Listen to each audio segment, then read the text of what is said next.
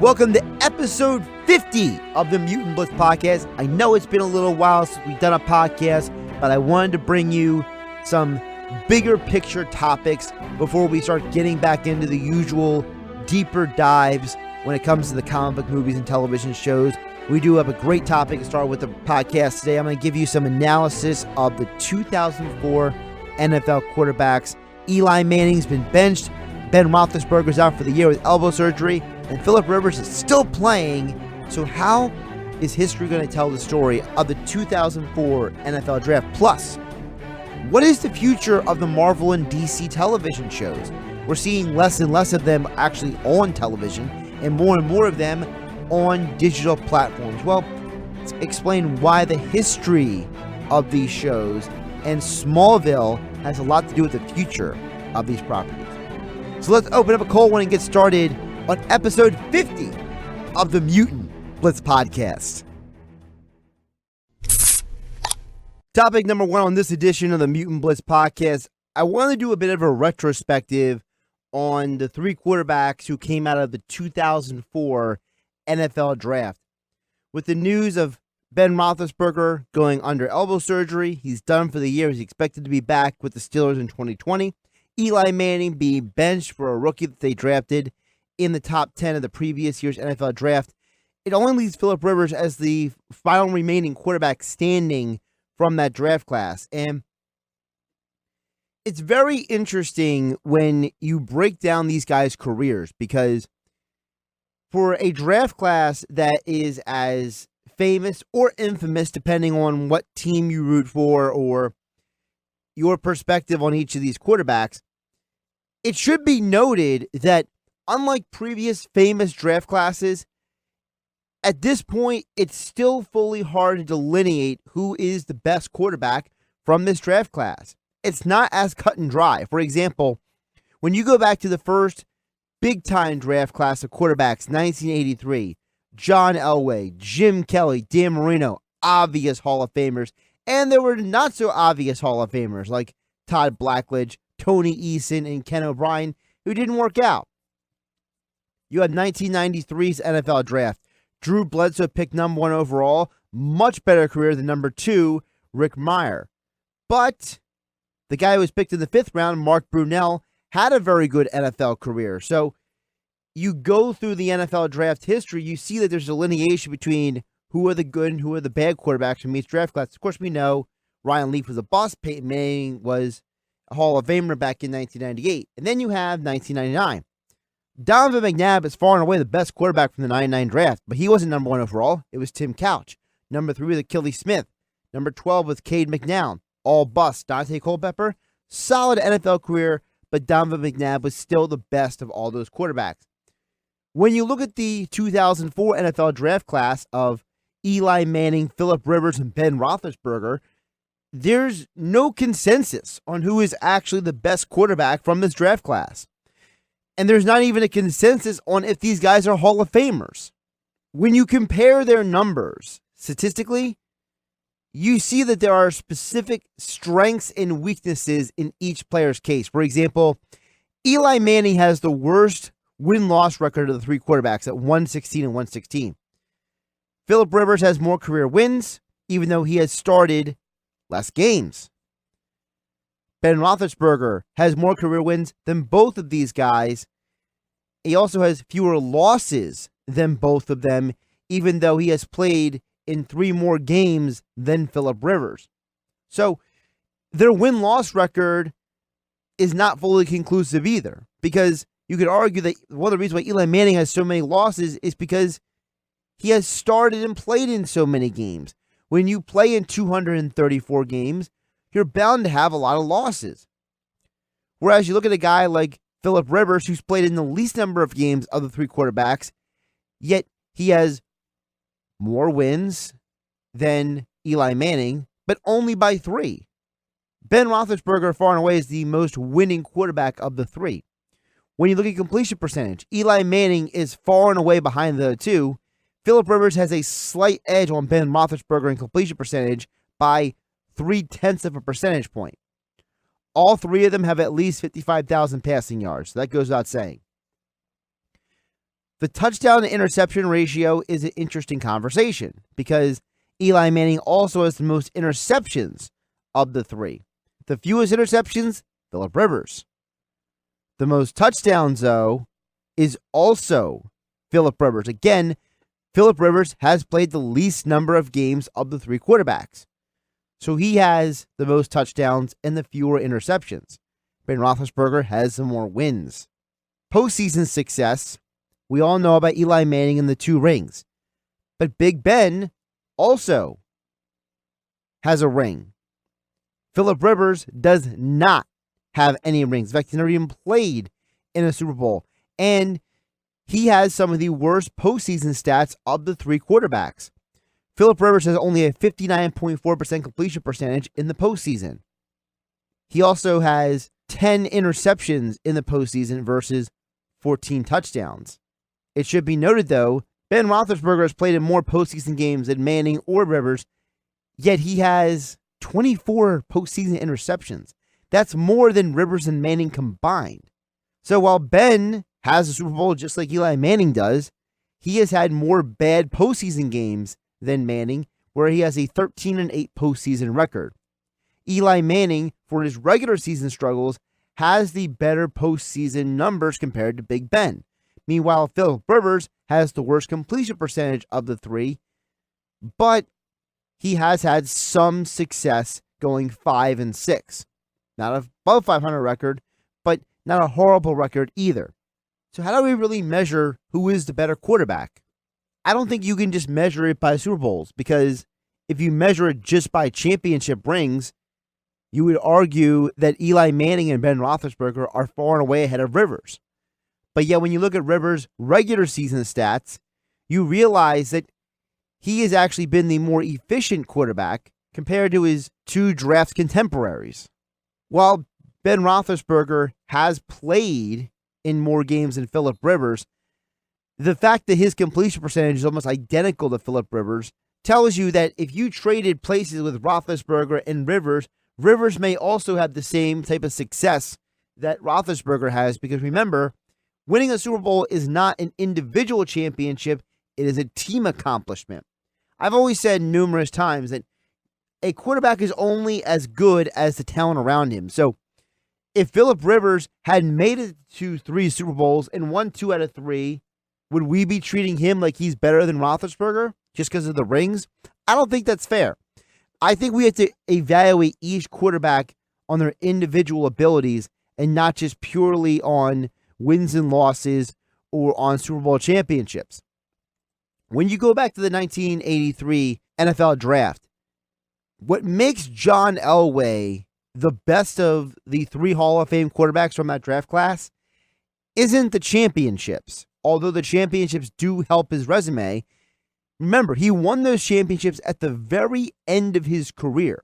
He reached Super Bowls earlier in his career, but he never won them. He only won the championships when he had Hall of Fame talent around him, like Terrell Davis at running back and Shannon Sharp at tight end. Jim Kelly played with Hall of Famers too, and he lost 4 straight Super Bowls. Dan Marino never won a Super Bowl, got to 1, never got back after being there in the second year of his career. You could argue that Dan Marino was a victim of his circumstances. The fact that Don Shula has such an intense control of the Dolphins franchise that his ability to evaluate talent and build around Dan Marino as his career progressed became less effective, as Shula was just chasing wins at that point and less interested in possibly building the best team around Marino. Not saying that Shula wanted to lose, but Shula did lose his fastball later in his career. He wasn't as elite of a head coach and talent evaluator as he was in the early years. Jim Kelly's career was kind of a bit of an enigma because remember, he started his career not in the NFL with the USFL and then came to the NFL. So he's kind of in a similar category to Steve Young, where he didn't have all of his professional success in the NFL, so it's hard to fully measure how good he would or would not have been if he would have spent his entire professional football career in the NFL. What makes Elway the best of these quarterbacks is the fact that he has more than just the gaudy stats. He has the postseason success. He has the big-time clutch moments. He has the big-time plays. he has been successful in the most pressure moments where Kelly, you could argue that some of his success was a byproduct of the team he was on. And remember, he wasn't even responsible for all of his own team's playoff wins. It was his backup, Frank Reich, Captain Comeback, as he was known as, who engineered some of those big playoff moments that get the Bills to those Super Bowls. So it wasn't like Jim Kelly was the sole catalyst. Dan Marino may have been the best pure talent when it comes to throwing the football of these three, but John Elway was the better overall athlete of the three. So there are specific delineations between those three quarterbacks. What exactly are the delineations between Manning, Rivers, and Roethlisberger? Roethlisberger is obviously the more physically imposing human being of the three because of his, not just his height, but his thickness as an athlete. Eli Manning was known as a clutch quarterback in college and continued that reputation in the NFL despite his 116 career losses. He has among top 10 in fourth quarter comebacks and game-winning drives in NFL history. Phillip Rivers may be the most prolific talent when it comes to his overall career when it's all said and done, because it looks like Phillip Rivers is going to outlast the other two in terms of long-term success, so he may end up with the better stats overall. If you want to make the analogy between the three quarterbacks, it's hard, because if you try to compare each guy's career, there are positives and there are negatives. For Roethlisberger, the positives are the fact that he's a winning quarterback. He's been the leader of his team for over a decade and a half, leading them to not just championships, but regular season wins as well. The negative against Roethlisberger, though, it's got to be the interceptions. 191 interceptions in his career. It's not a good number, and it's not a good look for a guy who has a solid completion percentage, but 191 interceptions is a rough number to look at. What are the positives and negatives for Phillip Rivers? Phillip Rivers is a guy who is the most efficient of the three quarterbacks, the best touchdown to interception ratio. He has a slightly better completion percentage than Big Ben, but he has been on less successful football teams, on teams that have had numerous injuries over the years, mediocre defenses. He's also played for the most number of offensive coordinators and head coaches. Remember, he started his career with Marty Schottenheimer, later had Norv Turner, later on had Mike McCoy, and now has Anthony Lynn. So he's been through a bunch of different head coaches, coordinators, and offenses. Meanwhile, Eli Manning, he's on his third. He had Tom Coughlin, then he had Ben McAdoo, who was kind of an extension of Tom Coughlin, and then he had Pat Shurmur. So actually, he's only had three different offensive coordinators when you really break it down, and two of them were under the same coaching philosophy of a head coach. Ben Roethlisberger, he's only ever known two head coaches, and the Steelers are arguably the most stable franchise in the entire NFL. He's only had Bill Cowher and Mike Tomlin, two of the most successful head coaches of their eras. So where Roethlisberger and Eli Manning have had stability, Phillip Rivers has still been productive in instability, going through multiple head coaches and multiple offensive coordinators. But what's the knock on Rivers? Lack of postseason success. Never getting to the Super Bowl, unlike his two NFL draft colleagues.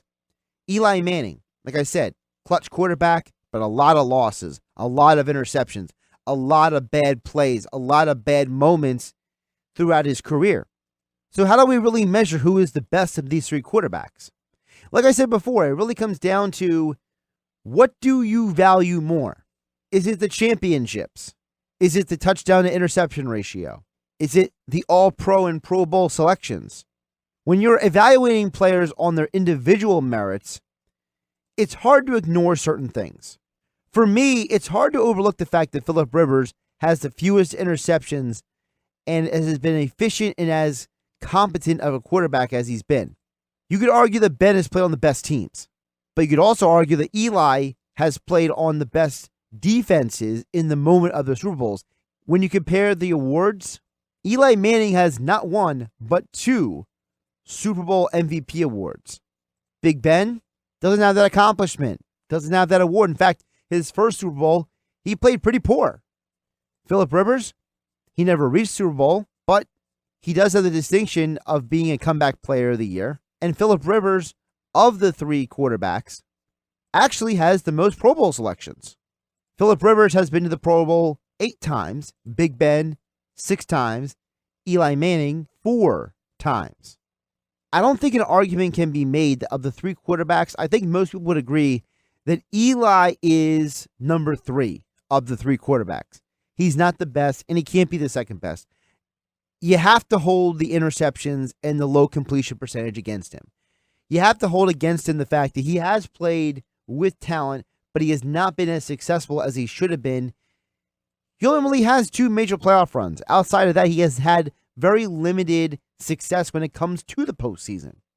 The fact that he has not been a perennial All-Pro, he has not been among the best of the best in the NFL during his career, I think that's a negative you have to hold against him. So I think most people would agree that he is definitely lower on the list when it comes to these 3 quarterbacks.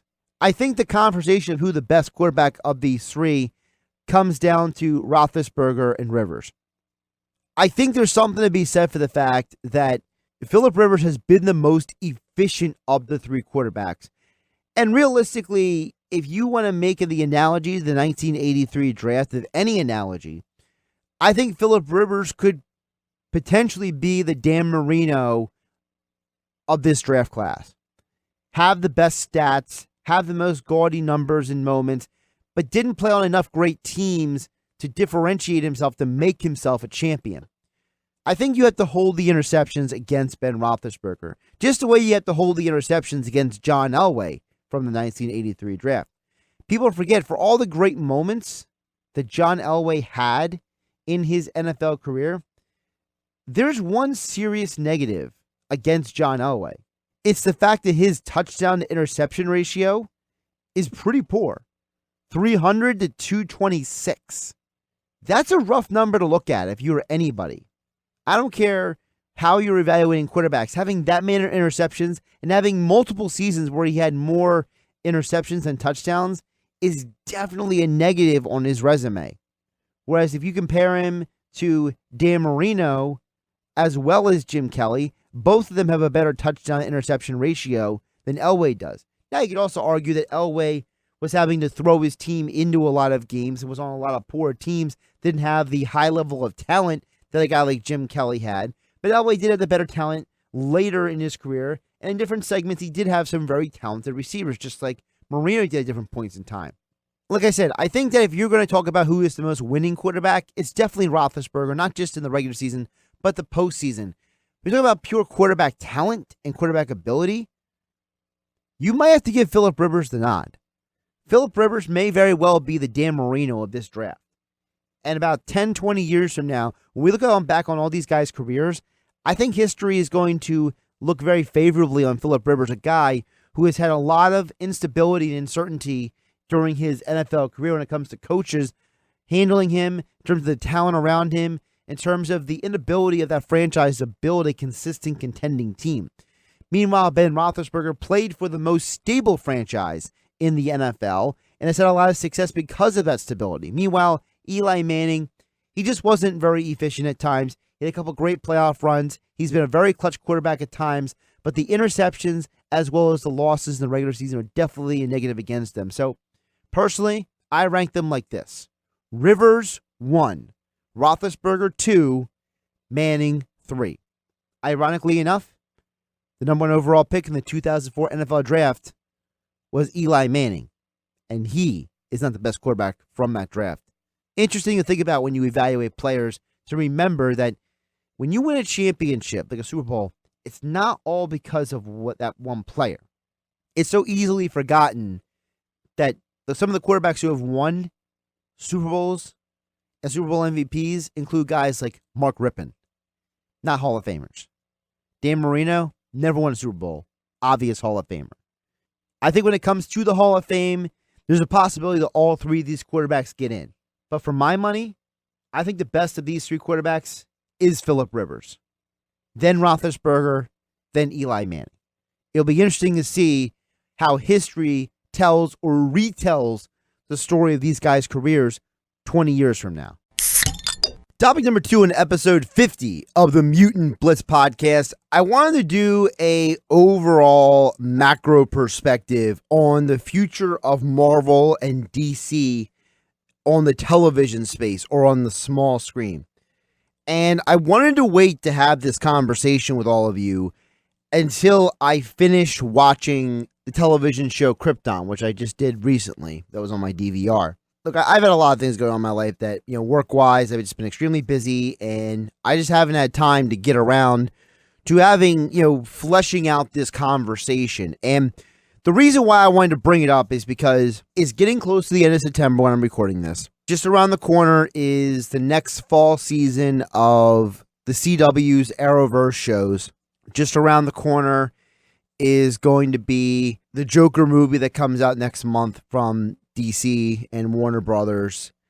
But I wanted to wait to have this perspective explanation to all of you about all of these small screen properties of Marvel and DC until after the D23 conference, where Marvel made more announcements about their Disney Plus shows, and after I finished watching Krypton. And the reason why I keep focusing on Krypton is because, for those who don't know, the television show Krypton has been canceled after 2 seasons. It only lasted 2 seasons on Sci-Fi. And there's a variety of reasons why the show was canceled. One of them being that the show was having dwindling viewership when it came to the live and DVR audiences. And while that explanation and that theory is subjective depending on which website you read and which article explanation for why the show is canceled, the numbers don't lie in terms of viewership. The overall viewership of the show did go down on average 300,000 per episode. The demo change in percentage dropped 73.8% from season 1 to season 2's opener. Also, the DVR numbers went down by almost 800,000. So there was a major drop in viewership for the show. It still held a hardcore audience, but the Sci-Fi Network has been canceling a lot of shows, and it just happened to be that Krypton was on the chopping block along with a lot of other of their television properties. The reason why I wanted to focus on Krypton and start this conversation is because we are roughly 20 years to the year of the debut of the television show Smallville. And it's only appropriate that Krypton was canceled after 2 seasons because the television show Smallville 20 years ago was the foundation point of everything you see on television, streaming, and so on and so forth. The television show Krypton, where it went wrong, was the same problem that went wrong for many other shows that we've discussed here on the podcast. Whether it's a show like DC Legends of Tomorrow, a show like Black Lightning, Cloak and Dagger, doesn't matter if it's Marvel or DC. They changed the time of year that the show was on television. So they lost some of the viewers who were watching a certain time of year. It's very hard for a show to gain any sort of legitimate traction unless it has a major built-in audience during the summer.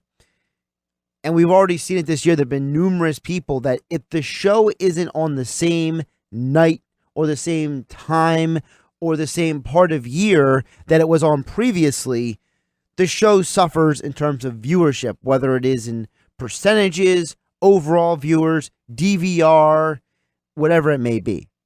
And I think that the problem for Marvel and DC is that they have for very long had to be hyper dependent on the television mainstream platforms for their episodic shows.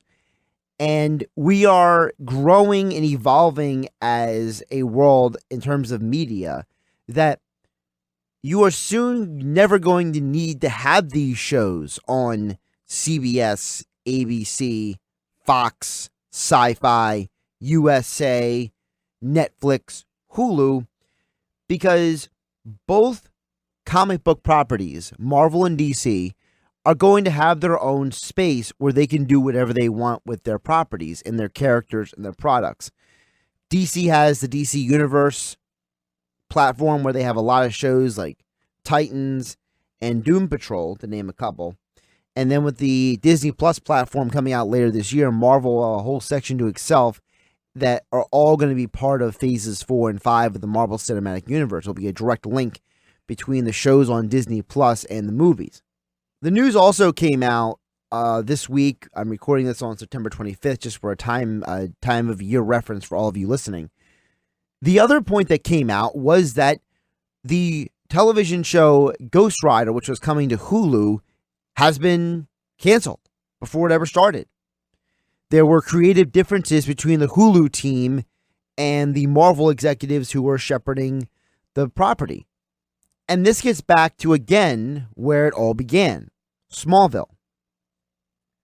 For those who may not know, one of the producers and people involved on the television show Smallville was also a person who would grow and become one of the executives today of the Marvel television expansion and growth and rise and fall and rise again.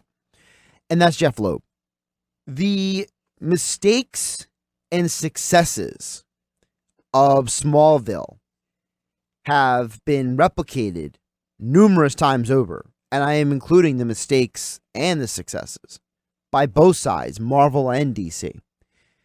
And we are growing to a point in terms of media that the comic book properties no longer need the acceptance of the mainstream media platforms in order to put their characters and content out there. The fact that DC's universe, their app platform, is not available on numerous devices and applications. The fact that there are numerous smart TVs you cannot download DC's platform on. The fact that you can't download DC Universe on certain gaming consoles, and that you would need certain attachments or Google sticks or Fire sticks, or you would need to cast it onto your television to watch these things.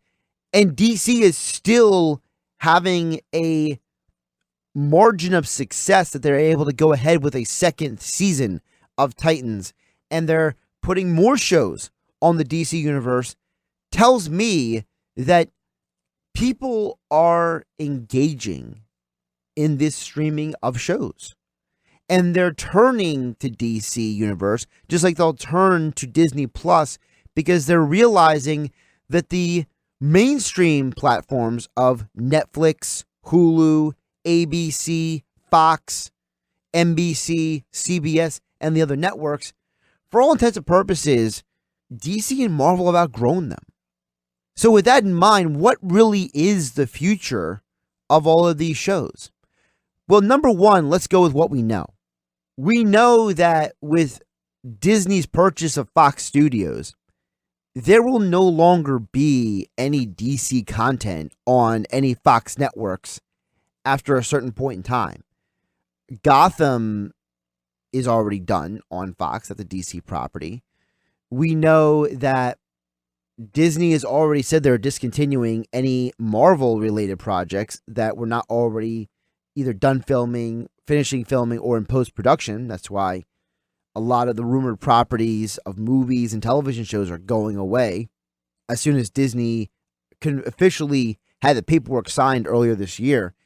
We also know for DC that the success of their platform, as limited as it is access-wise, that will probably be the home for Krypton moving forward, unless DC finds some other outlet to buy it, like, for example, a Netflix or a Hulu, which I doubt it would be Hulu, because Hulu now is owned and controlled by Disney as a parent company, even though Hulu has their own management team in place.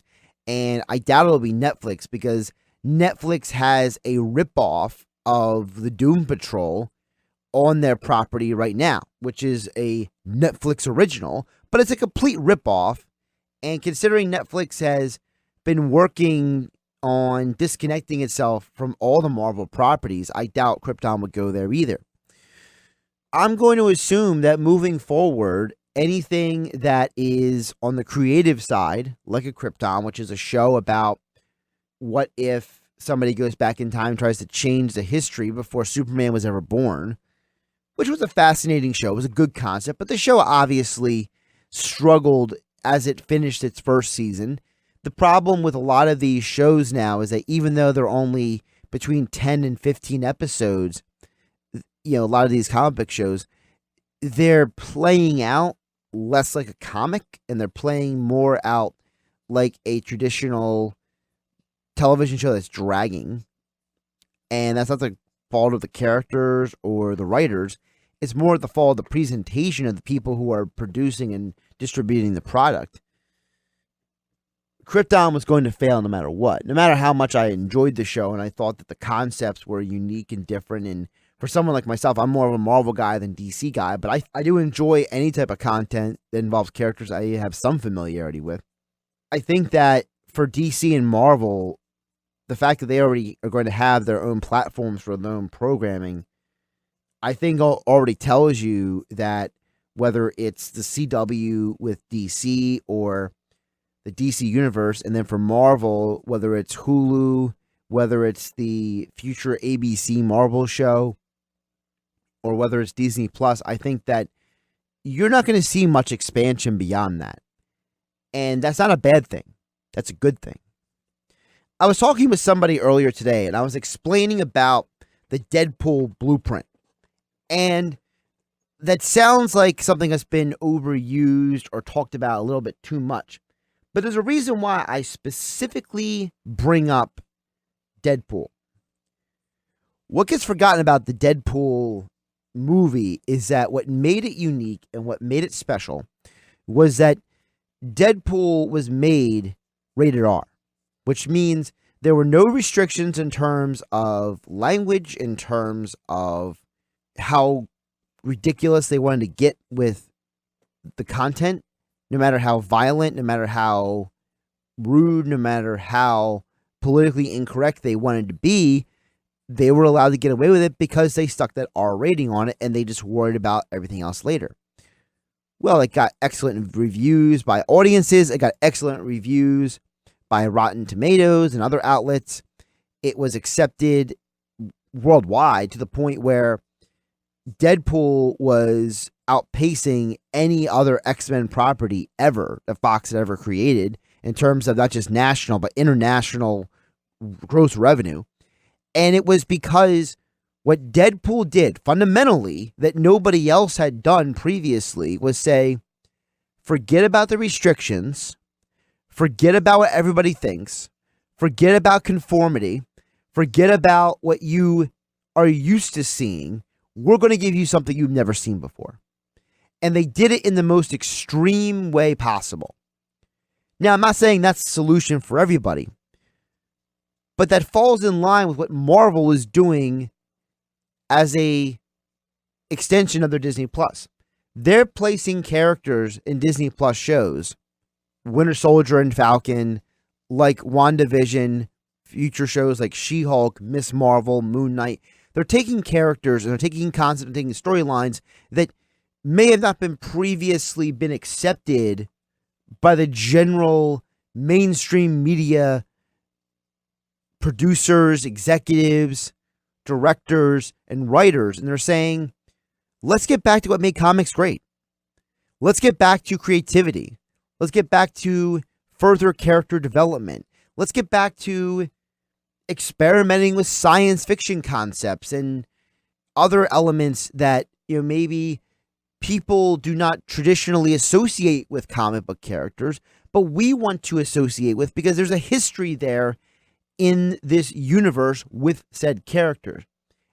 Just because you have a vision of comic books, whether you're a diehard or you're a casual comic book consumer, whether you've only seen the movies or the TV shows, or you've been reading comic books your whole life, you will be aware that there are a lot of elements in comic books. Whether those elements be science fiction, whether those elements have to do with dealing with political issues or social issues or topics that have to do with a variety of things, you will learn as you go along when it comes to comic books that all Marvel and DC are doing is producing fiction content that is just of a different origin. It's just not a novel. It's almost a graphic novel. The reason why you can have success with a show like Jessica Jones on Netflix or The Arrow on the CW, which has lasted 7-8 seasons, the reason why you can have success with those properties is because of the fact that good storytelling and good acting and good structure of a show or a character or a storyline does not have a restriction when it comes to who is the name of those characters.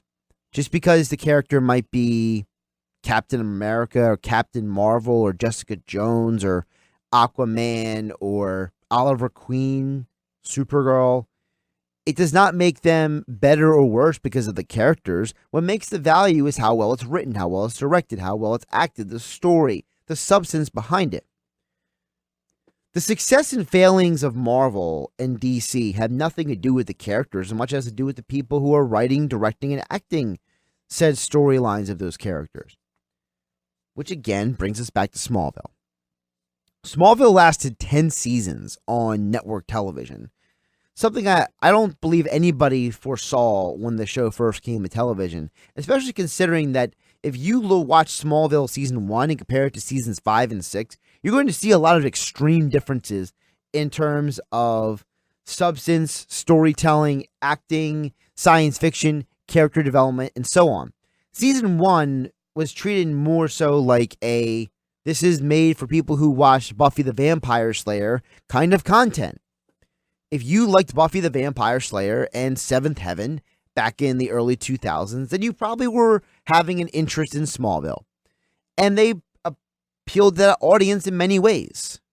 Season 2 and Season 3, they decided to embrace a little bit more of the mythology of Superman and Clark Kent and the different elements of DC history. And after Season 3, 4, 5, and 6, they did take some risks and they did push the envelope a little bit, but it allowed them to do what they did for the final 3 seasons.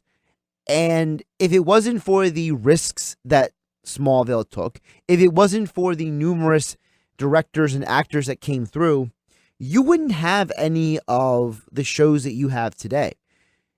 If you watched any of the Netflix shows, you can see the success and failings of Smallville in those shows.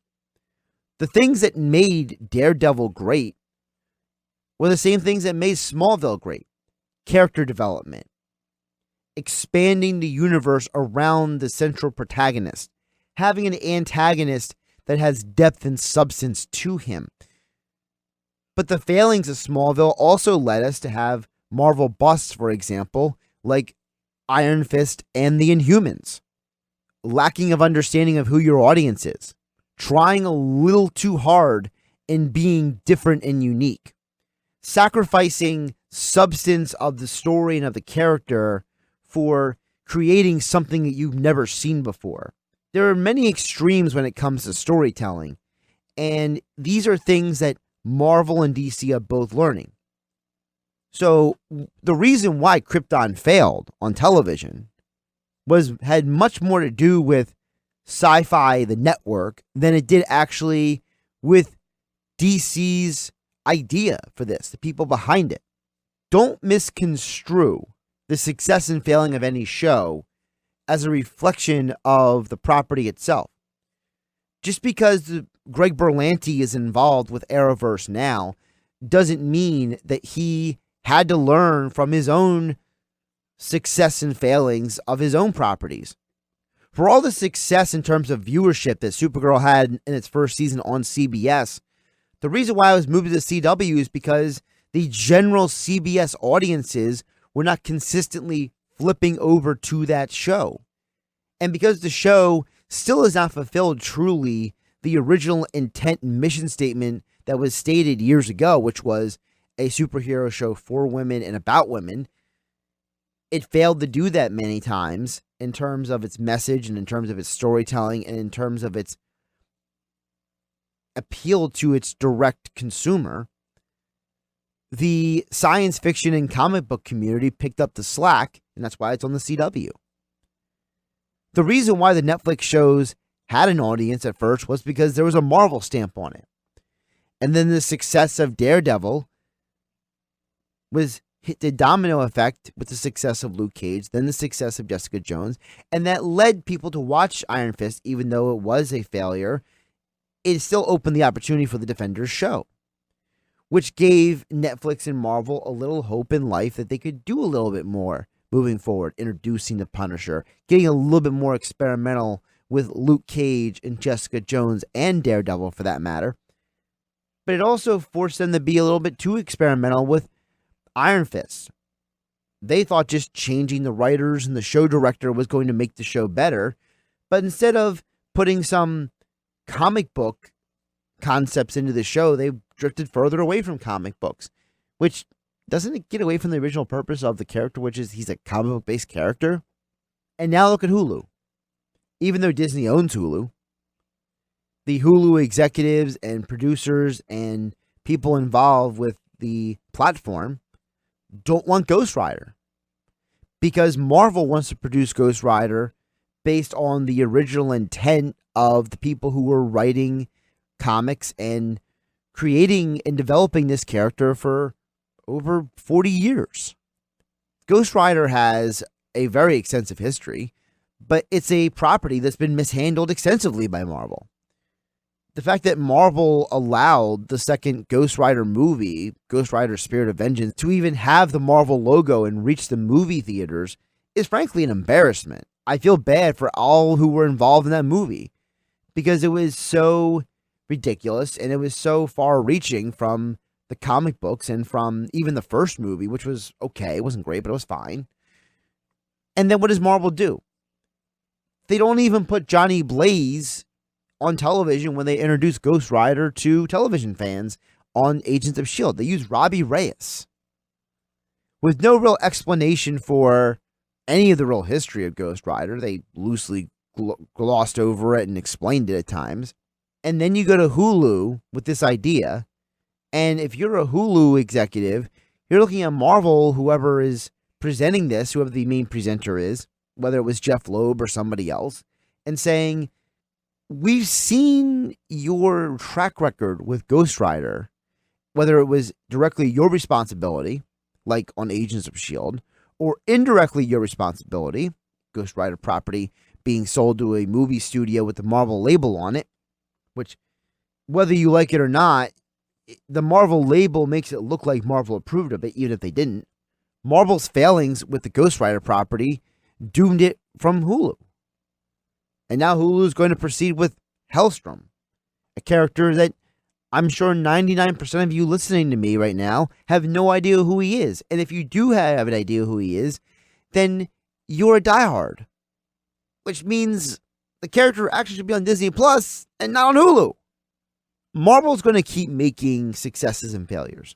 But what makes Marvel unique is that they're getting it right 90% of the time. The problem for DC is that they're playing keeping up with Marvel. So they rushed their DC Universe platform out there as fast as possible to beat Marvel to the punch, sacrificing some things like total audience reach along the way.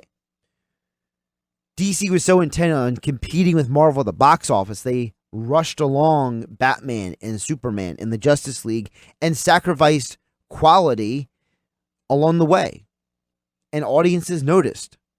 Movies like Aquaman and Shazam, for as well as they did the box office, there is an extreme disagreement among viewers and fans, whether they're movie fans or comic book fans, about how good those movies were, or if they were good at all, depending on who you ask. And now what Marvel is doing is they're continuing as they've always have. They have a plan. They're going to execute it. They take all the time they need to do it. And DC is still trying to catch up and make up ground. And they're basically approving almost any project that comes along, whether it's Todd Phillips' Joker with Joaquin Phoenix, or Birds of Prey, which is going to be a all-female anti-hero movie led by Margot Robbie reprising her role as Harley Quinn, or whether it's begging James Gunn to do a semi-reboot of the Suicide Squad, which I'm still confused about what exactly the plan is, considering there already was a Suicide Squad, and can you really reboot a movie only a few years after the original? DC is playing catch-up, and they're tripping along the way. When the successes of the Arrowverse tells you exactly what you need to do if you're DC. What Berlanti and the folks at the CW have done with the Arrowverse is they did take a hit season 1 of Arrow because they were having to build a universe from scratch. And they spent so much time in development of characters and histories and the property that they sacrificed initially viewership for development and content and substance. So when the season got better in seasons 2, 3, and 4, yeah, they lost some people after season 1, but they gained more through the expansion of their universe with shows like The Flash, DC Legends of Tomorrow, bringing Supergirl into the fold, now Black Lightning. This year we're going to get Batwoman. But it wouldn't be there if Berlanti didn't take his time, him and the writers and the directors and everybody involved. Now the number one show on the CW is The Flash, and it's almost by a mile. The Flash television show is way outpacing any other show on the CW, and even the final few seasons of Supernatural couldn't keep up most of the time in terms of viewership. Why? Because the CW took time to set a foundation, and they're trying to put out the best quality storylines, content, and substance they can. And they allow each show to have their own character, to have their own substance, to have their own standing. Arrow was a little bit more serious. Arrow was a little bit more of a CW version and take on Christopher Nolan's The Dark Knight. The Flash is meant to be more upbeat and a little bit more family oriented and have fun, but still have their serious moments. DC Legends of Tomorrow is meant to be as science fiction wacky as they possibly can get away with.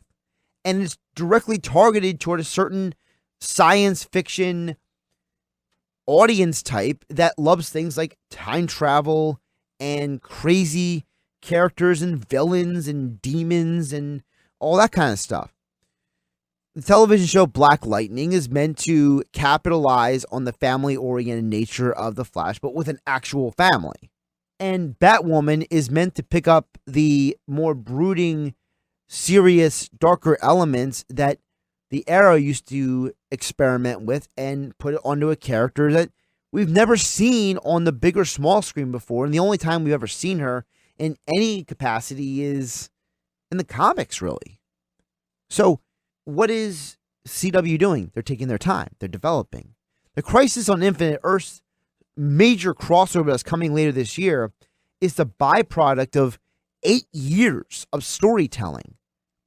Whereas the DC movies tried to bring a great crescendo with the Justice League in a few years with just a handful of movies and characters, Marvel made their own mistakes along the way.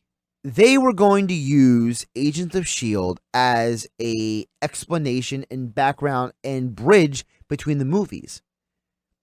But then when they went down the Inhumans route, when they were trying to go down that road, it distanced them more and more from the movies because Marvel, along the way, decided this Inhumans thing doesn't look like it's really going to work out, and we'd rather do something else. Or we'd rather go in a different direction because now we have Spider-Man. And then later it was, well, we're going to get the X-Men, the Fantastic Four, so we really don't need Inhumans. And then the Inhumans show was neglected, overlooked, and it was a total disaster. Meanwhile, Agents of S.H.I.E.L.D. had its best ratings this past summer than it has in almost 2 years.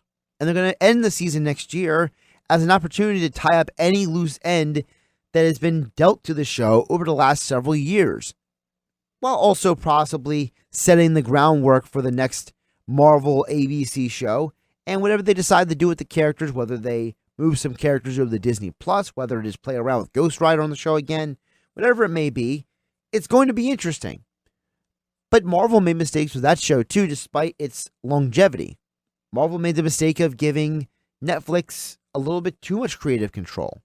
Just like DC, whether they admit it publicly or not, I'm sure there are people involved at the company who regret what Fox did with Gotham, how they changed some of the characters, how their twists and turns and telling the story of those characters probably made some of the writers and inkers and people involved in the production of DC Comics, of the Batman character for the last 30 years, whether it's a Frank Miller or somebody else, there's probably elements that made them uncomfortable, that they didn't like how those characters were being portrayed because that was never the original intent of the characters. I think the ultimate premise and summary here is that the future of Marvel and DC on the small screen, whether it's actually on your television or on your smart device or on your smart TV or wherever you may watch these shows, the real future of Marvel and DC has less to do with the shows that didn't succeed than it has to do with everything is just pointing to the reality that now that Marvel and DC have their own production companies and their own ability to produce their own content, they don't need to depend on the mainstream platforms anymore. The future of Marvel and DC is less about the exact shows that they're coming out with, whether it's a plethora of shows in Disney Plus or what DC is doing on their own DC universe or on the CW network. And I'm going to review all those shows, and I'm going to give you insight and analysis about all of them here on the Mutant Blitz podcast. But I'm telling you right now, you better get used to the fact that you're going to see less and less of these properties on mainstream networks because the networks have proven that they are not good supporting partners and they cannot be trusted with these properties and characters. And if you're really wondering what I'm talking about, go watch about 10 episodes of The Gifted and tell me you didn't want to scratch your eyes out. Please, I dare you. Thanks for listening to this edition of the Mutant Blitz podcast. If you have any thoughts on the topics on this edition of the podcast, you can drop it down in the comments section below.